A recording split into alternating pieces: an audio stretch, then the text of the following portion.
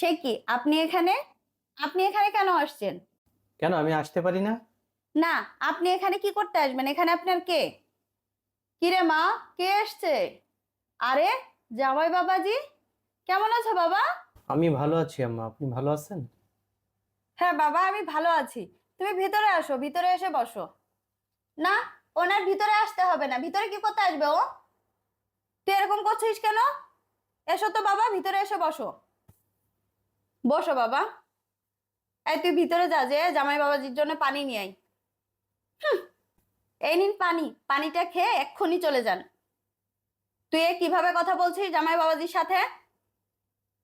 তুমি বসো বাবা, আমি তোমার জন্য একটু চা নাস্তার ব্যবস্থা করি। কি করতে আসছেন আপনি এখানে?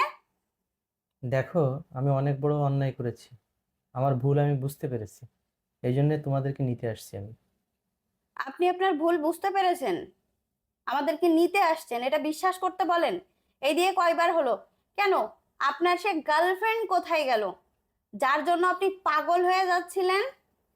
বউ সন্তান রেখে পরকিয়া করতে একবারও খারাপ লাগেনি? আপনার ঘরে যে একটা ফুটফুটে সন্তান আছে, একটা সুন্দর বউ আছে, এটা আপনার মনে হয়নি তখন? আপনাদের মতো কিছু কিছু পুরুষ আছে যারা কি করে জানেন, ঘরে বিরিয়ানি রেখে বাহিরে পান্তা ভাত খুঁজে বেড়ায়। হ্যাঁ মানছি, সন্তান হওয়ার পরে আমার সৌন্দর্য নষ্ট হয়েছে, আমার শরীরের গঠন নষ্ট হয়েছে, কিন্তু কার জন্যে? আপনার সন্তানের জন্য, আপনার পরিবারের জন্য। আপনি কি একটুও চিন্তা করেননি? আপনি অন্য নারীর জন্য আমার সাথে এরকম করছেন, আমার সাথে দিন রাত 24 ঘন্টা খারাপ ব্যবহার করছেন, তাও মেনে নিছি, আপনার পায়ে ধরছি আমি যে এরকম করেন না। আপনি কি বললেন শেষে? তাকে আপনি বিয়ে করবেন। আপনি আমাকে বের করে দিলেন বাড়ির থেকে। এখন কি হয়েছে? এখন আসছেন কেন? যান, আপনি চলে যান, আমি যাব না। তুমি ঠিক বলছো। তোমার সাথে আমি অনেক বড় অন্যায় করেছি। আমার শাস্তি হওয়া উচিত। আসলে বিবাহিত পুরুষদেরকে যে মেয়েরা ভালোবাসে তারা টাকার লোভে ভালোবাসে। যখন টাকা ফুরিয়ে যায় তারাও তাকে ছেড়ে চলে যায়।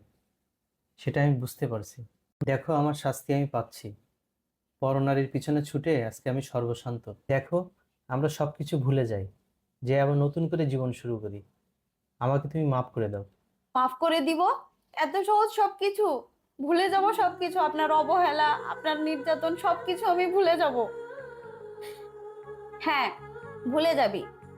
মা, তুমিও বলতেছো? হ্যাঁ বলছি। দেখ মা, জামাই বাবাজি নিজে তোকে নিতে আসছে, নিজে নিতে আসছে, তোর কাছে মাপ চাইতেছে।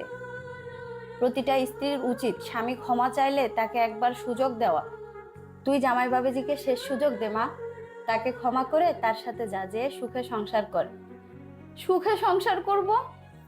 হ্যাঁ মা, সবকিছু ভুলে যা। তোর একটা সন্তান আছে, কিছু না হোক সন্তানের মুখের দিকে তাকিয়ে যা মা। আর আমি জানি তুই জামাই বাবাজিকে অনেক ভালোবাসিস, তোর কান্না কেউ না দেখুক, আমি তো দেখছি। হ্যাঁ, আমি ওকে ভালোবাসি, আর এই ভালোবাসার জন্যই ওকে আমি এই শেষ সুযোগটা দিচ্ছি।